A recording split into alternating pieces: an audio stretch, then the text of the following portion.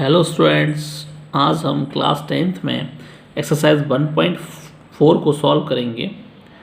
और एक्सरसाइज 1.3 में हमने इरेशनलिटी को सॉल्व किया था, इरेशनल नंबर्स की, है ना। तो उस एक्सरसाइज 1.3 में जो क्वेश्चंस हमने सॉल्व किए या एग्जांपल्स को हमने जिस तरह आपको बताया हुआ है उस तरीके से बाकी क्वेश्चंस को आप सॉल्व कर पाएंगे। अगर कोई प्रॉब्लम रहती है तो आप किसी भी क्वेश्चन जो आपको पूछना हो आप लिख के डाल दीजिएगा कमेंट बॉक्स में, मैं उस क्वेश्चन को दोबारा रिपीट कर दूंगा। ओके, तो आज हम एक्सरसाइज 1.4 की तरफ पढ़ते हैं। यहाँ कुछ आपको नया देखने को मिलेगा, तो नया सीखने को मिलेगा, तो ध्यान दीजिए मैं जो आपको बता रहा हूँ उस पर। आज हम एक्सरसाइज 1.4 में फर्स्ट क्वेश्चन की तरफ हम ध्यान दें। Without actually performing long division, मतलब बिना वास्तविकता में बिना लॉन्ग डिवीजन किए, है ना। State whether the following rational number will have a terminating decimal expansion और a non terminating repeating decimal expansion, है ना। कहने का मतलब यह है कि बिना डिवीजन करे ही आपको बताना है कि कौन सा टर्मिनेटिंग है और कौन सा नॉन टर्मिनेटिंग डेसिमल एक्सपेंशन है ना। मतलब अब अगर हम कोई पी अपॉन क्यू की फॉर्म में दिया गया है तो उसे हम पहले डेसिमल एक्सपेंशन में चेंज ही तो करेंगे और चेंज करने के बाद बता पाएंगे कि टर्मिनेटिंग है नॉन टर्मिनेटिंग है। बट यहाँ पर ये बात साफ कर दी गई है कि without actual performing long division, मतलब बिना डिवीजन किए हुए आपको ये बताना है। तो उसका क्या मेथड है, मैं आपको फर्स्ट क्वेश्चन में ये समझाता हूँ। फर्स्ट क्वेश्चन हमारा है 13/3125, ये है हमारा 13/3125। अब इसको हमें बताना है कि टर्मिनेटिंग है या नॉन टर्मिनेटिंग है। क्लियर? तो देखिए जरा, हमने इसको सबसे पहले हम इस प्रोसेस में क्या करते हैं, ये जो हमने 13 है उसे न्यूमरेटर में उसे लिख लिया और 3125 जो डिनोमिनेटर में 3125 है उसका प्राइम फैक्टराइजेशन किया। 5 से किया 625 आया, 5 से किया 125 आया, 5 से किया 25 आया, 5 से डिवीजन किया तो 5 आया, 5 से किया तो 1। तो ये प्राइम फैक्टराइजेशन आ गया ऑफ 3125। ओके, यानी 1 2 3 4 5, कितने 5 हैं? 5, यानी 5 टू द पावर 5, यानी 3125 को हमने 5 टू द पावर 5 के फॉर्म में यहाँ राइट कर दिया। ओके, देखिए जरा, अब हमने इस 13 को वैसे सेम लिखा हुआ है। 5 इंटू पावर 5 जो है उसमें हमने 1 इंटू 5 टू द पावर 5 लिख दिया, तो उससे कोई प्रॉब्लम होने वाली नहीं। 1 से मल्टीप्लिकेशन करने पर किसी भी डिजिट्स में या किसी भी नंबर्स में कोई भी प्रॉब्लम क्रिएट नहीं होता, वही सेम रहता है। अब हमने यहाँ पे क्या किया, 13/2 to the power 0 into 5 to the power 5, वही सेम लिखा है ना। 1 की जगह लिख दिया 2 टू द पावर 0। यहाँ यही बात आपको समझानी, 2 टू द पावर 0 मतलब किस ऐसे हम लिखें 100 टू द पावर 0, उसका वैल्यू क्या होता है 1। क्या होता है 1। कुछ भी लिखें तो 2 टू द पावर उसका वैल्यू क्या हो जाएगा 1। किसी की पावर अगर 0 है तो उसका वैल्यू क्या होता है 1। तो 2 की पावर 0 इसका वैल्यू क्या हो गया 1, यानी जो वही चीज़ लिखा हुआ है। तो ये हमारा इस फॉर्म में आ गया 13/2 to the power 0 into 5 to the power 5, है ना। तो हमने क्या देखा, आपको देखना है क्या है, टर्मिनेटिंग और नॉन टर्मिनेटिंग में जो डिफरेंस करना है वो कैसे करना है। आप वहाँ छोड़ दीजिए क्वेश्चन को, थोड़ा सा टर्मिनेटिंग के लिए क्या देखना है। जैसे कोई भी नंबर पी अपॉन क्यू की फॉर्म में लिखा हुआ रेशनल नंबर है, तो उसका जो डिनोमिनेटर है जिसे हम क्यू कहते हैं, दिस इज डिनोमिनेटर, है ना, वो उसका अगर हम सॉल्यूशन करें, सॉल्यूशन के बाद वो इस फॉर्म में आ जाए 2 to the power n 5 to the power n, मतलब 2 और 5 उसके फैक्टर होने चाहिए। और वो इस फॉर्म में अगर चेंज हो जाए तो वो कैसा होता है टर्मिनेटिंग। कैसा होता है टर्मिनेटिंग।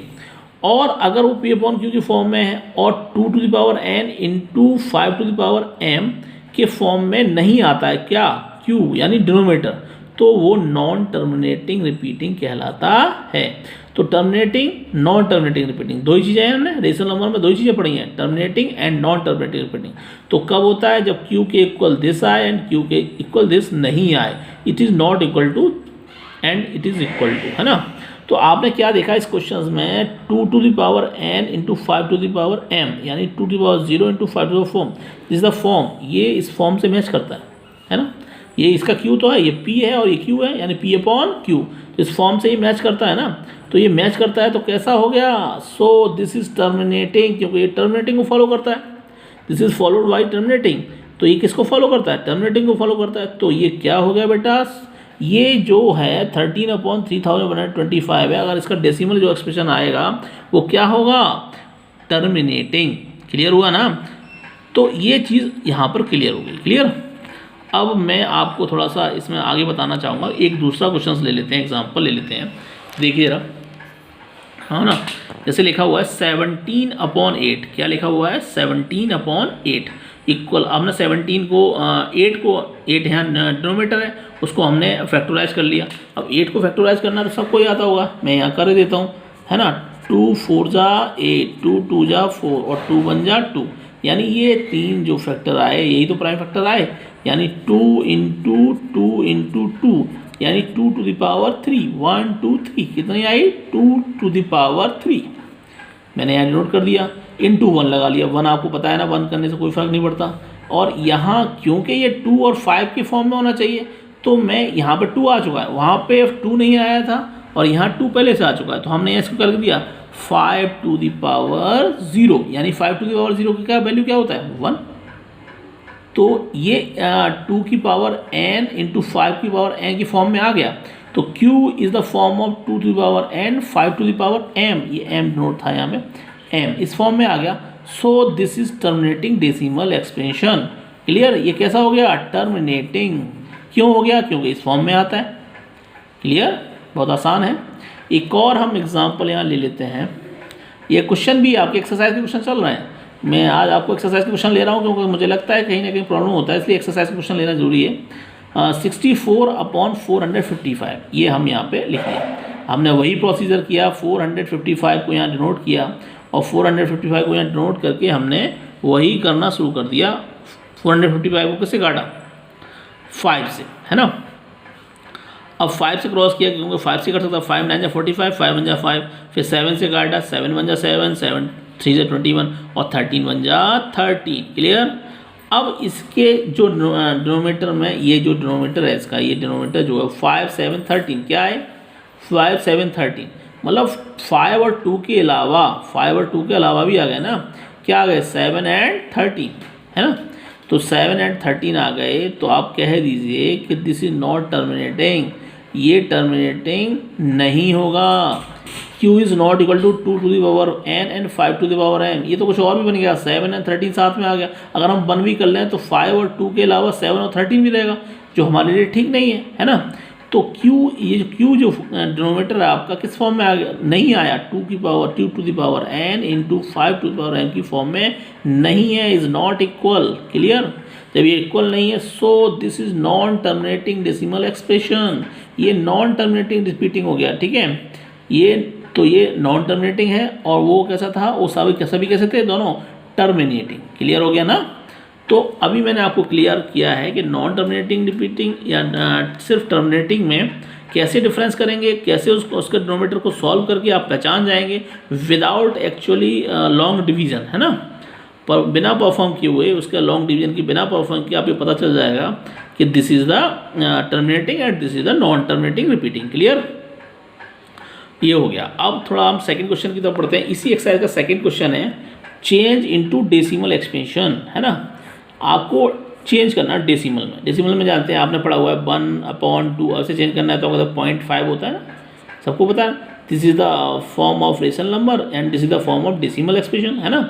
तो इस तरह आपको चेंज करना है। आप चेंज कैसे करना है देखिए जरा, आसान तरीका देखिए। 13/125, 13/125 को हमने अभी फैक्टर कर लिया। फैक्टर सबको आते हैं ना 125 के, 5 to the power 5 के रूप में आएंगे। नहीं, थोड़ा सा प्रॉब्लम है यहाँ पे, है ना। 5 to the power 5 के रूप में नहीं, 5 1 जा 5, 5 3 जा 15, 3 की फॉर्म में आएंगे, है ना। 5 to the power 3 की फॉर्म में आएंगे, है ना। और 5 to the power 3 आ गया ना, तो यहाँ 3 नोट करेंगे।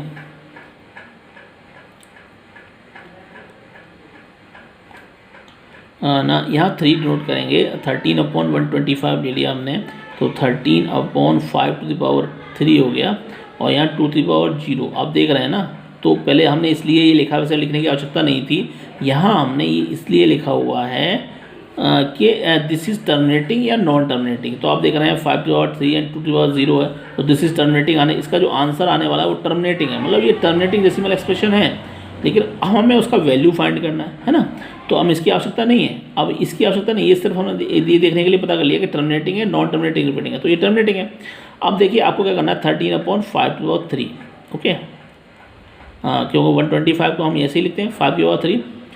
अब यहाँ ये देखना है हमें कि 5/3 जो है, यहाँ 5/3 जो है उसे यहाँ पे मल्टीप्लाई करना है 2/3 से, है ना, 2/3 मतलब जिससे हम नीचे मल्टीप्लाई करें उससे ऊपर मल्टीप्लाई करें। ये यहाँ पर ध्यान रखना है कि यहाँ पर 5 है तो 2 से 2 की पावर से मल्टीप्लाई करना है, और अगर 2 में एक्सप्रेशन आता है तो 5 की पावर से मल्टीप्लाई करना है, पावर सेम होना चाहिए, है ना। तो 2/3 यानी 2/3 का ऊपर नीचे न्यूमरेटर में डिनोमिनेटर में कर दिया।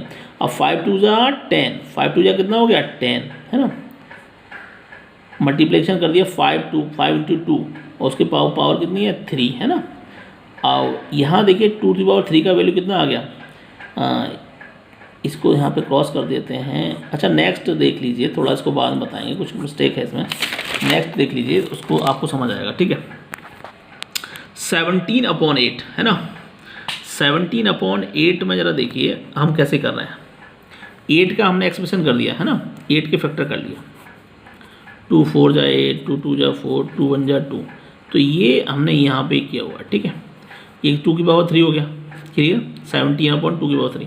आपको ये देखना है डेसिमल एक्सप्रेशन चेंज करने के लिए कि यहाँ पर जो है ना 2 है तो 5 से मल्टीप्लाई करना है, तो 5 वो जितनी पावर इसकी है वो सेम उसकी होनी चाहिए, 5/3। अगर डिनोमिनेटर में किया है तो करना न्यूमरेटर में भी है, तो न्यूमरेटर में भी कर दिया, क्लियर।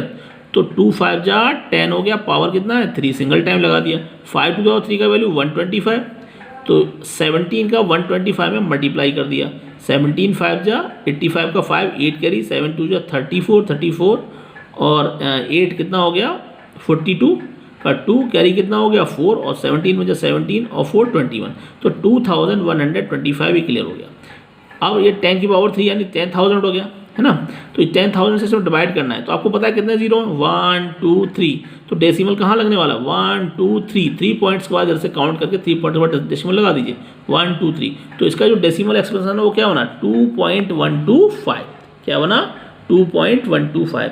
अब जो लास्ट क्वेश्चन हम कर रहे थे उसको हम दोबारा सॉल्व कर देता हूँ मैं यहाँ पे। वो क्वेश्चन हमारा था, एक बार देख लीजिए क्वेश्चन को, क्या था हमारा क्वेश्चन, एक बार हमारा क्वेश्चन था 13/125, इसे सॉल्व कर लेते हैं, देखते हैं, जरा देखिएगा 13/125 है ना।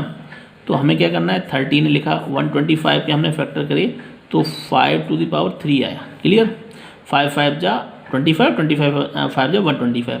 अब हमें यहाँ 2 से करना है मल्टीप्लाई ऊपर नीचे, बस पावर कितनी हो चाहिए जितनी ये है 3, ओके। अब हमने क्या किया 13 × 2/3 का वैल्यू कितना होता है 8, और 5 2 जा कितना हो गया 10, पावर कितनी रही 3, है ना। तो 13 8 जा कितना होता है 13 8 जा का फॉर्मूला आपको टेबल याद होगा, 13 8 जा 104 होता है, और यहाँ 10/3 का जो वैल्यू है वो कितना हो गया 1000, है ना। तो 1000 1 2 3 यानी 0.104, यानी ये जो डेसिमल 1 2 3 इसके बाद लगता है, यानी 1 2 3 इसके बाद ये हमने नोटेशन के लगा देते हैं, ये उसका कोई मीन्स नहीं है, 0.104 ये इसका डेसिमल एक्सप्रेशन आ गया, क्लियर हुआ ना। तो बहुत आसान है करना, वही है सेम, बस अपने तरीके से हमें ये चीज़ यहाँ ध्यान रखनी है कि आपको ये समझना चाहिए कि अगर 5 में आता है तो हम किस में करें 2 से उसका मल्टीप्लाई करते हैं और पावर सेम लगा देते हैं कि 5 के ऊपर आई हुई है, न्यूमरेटर में भी और डिनोमिनेटर में भी, क्लियर। अब ठीक, ओके। आपको अब नेक्स्ट मैं आपको समझाने की कोशिश करता हूँ यहाँ पे। Next question, the following real numbers have decimal expansions as given below, in each case if they decide whether they are rational or not. If they are rational and of the form of P upon Q, what can you say about prime factor of Q? देखिए आपको ये बताना है, पहले तो ये बताना है कि इसमें जो फर्स्ट क्वेश्चन ये दिया हुआ है 43.123456789 ये रेशनल है क्या नहीं है, और रेशनल है तो इसे P अपॉन Q के फॉर्म में चेंज कर सकते हैं या नहीं कर सकते, ये सब चीज़ें आपको यहाँ पे बतानी है। तो ज़रा देखिए ज़रा आप 43 1 2 3 4 5 6 7 8 9 पहले ही दिन मैंने आपको ये सब पढ़ाया हुआ था रेशनल नंबर वगैरह, तो उसमें बताया था कि जो क्लोज हो जाए, यहाँ क्लोज हो गया ये और क्लोज हो गया और डेसिमल एक्सपेंस भी और क्लोज भी हो गया, तो उसका नाम क्या होता है? टर्मिनेटिंग। क्या होता है? टर्मिनेटिंग। अब टर्मिनेटिंग है तो मैंने ये भी बताया था जो टर्मिनेटिंग होता है वो रेशनल नंबर होता है, यानी P अपॉन Q की फॉर्म में ले सकते हैं, यानी Q is not equal to 0, है ना। तो Q किस फॉर्म में होगा? Q होगा 2 की पावर n एंड 5 की पावर m में। ये रेशनल नंबर में ऐसा हो सकता है, टर्मिनेटिंग में ऐसा होता है। क्लियर? ये आंसर हो गया इसका। अब प्राइम फैक्टर के रूप में ले सकते हैं इसे, Q का हम प्राइम फैक्टर के रूप में ले सकते हैं, तो लिखते हैं यस, हम प्राइम फैक्टर के रूप में से राइट कर सकते हैं। अब दूसरा क्वेश्चन है इसका 0.1201200। आप क्या देख रहे हो यहाँ पे? यहाँ पर ये क्लोज नहीं है, कंटिन्यू है। ओके, जो कंटिन्यू होता है उसे हम नॉन टर्मिनेटिंग कहते हैं, जो क्लोज होता है उसे टर्मिनेटिंग कहते हैं। नॉन टर्मिनेटिंग हो गया, उसके बाद भी ये रिपीटिंग नहीं है। देखिए 1 2 0 1 2 0 0, मतलब एक जीरो फिर डबल जीरो फिर मतलब बढ़ रहा है। तो नॉन टर्मिनेटिंग और नॉन रिपीटिंग दोनों ही हैं। जो नॉन टर्मिनेटिंग और नॉन रिपीटिंग होता है वो क्या होता है? इरेशनल नंबर, अपरिमेय संख्या। तो इसे हम P अपॉन Q की फॉर्म में चेंज नहीं कर सकते, इसे हम P अपॉन Q की फॉर्म में चेंज करते हैं क्योंकि टर्मिनेटिंग है। ये नॉन टर्मिनेटिंग नॉन रिपीटिंग है तो इरेशनल हो गया, और इरेशनल P अपॉन Q की फॉर्म में नहीं होता। एक और क्वेश्चन आता है 43.12456789, ऊपर से बार लगा हुआ है। बार लगा हुआ है इसका मतलब क्या है? इसका मतलब ये कि पहले ये क्लोज नहीं है, बार अगर हटाएंगे तो चलता रहेगा, चलता रहेगा तो कौन सा हो गया? Non terminating. लेकिन बार हटाएंगे तो वही सेम दो बार आएगा, वही सेम ट्रिपल बार आएगा, वही 4 बार आएगा। तो non terminating repeating, non terminating repeating. तो नॉन टर्मिनेटिंग रिपीटिंग किसमें होता है? रेशनल नंबर में आता है, ये मैंने आपको बताया हुआ था। तो इसे P अपॉन Q की फॉर्म लिखते हैं, ठीक है। बट नॉन टर्मिनेटिंग जो रिपीटिंग होता है उसका जो डिनोमिनेटर होता है Q, वो इस फॉर्म में नहीं होता, इस फॉर्म में नहीं होता। इतना आपको ध्यान रखना है। तो this is a rational and irrational. अब नहीं, अब फर्स्ट वाला रेशनल है जिसे हम P अपॉन Q की फॉर्म में लिखते हैं। सेकंड वाला क्या है? वी इरेशनल, जिसे हम P अपॉन Q की फॉर्म में नहीं लिख सकते। थर्ड वाला क्या है? थर्ड वाला आपका बैठता है रेशनल नंबर, लेकिन इसे हम P अपॉन Q की फॉर्म में लिख तो सकते हैं, लेकिन Q जो है वो यहाँ 2 की पावर n 5 की पावर n m के रूप में नहीं होगा। क्लियर?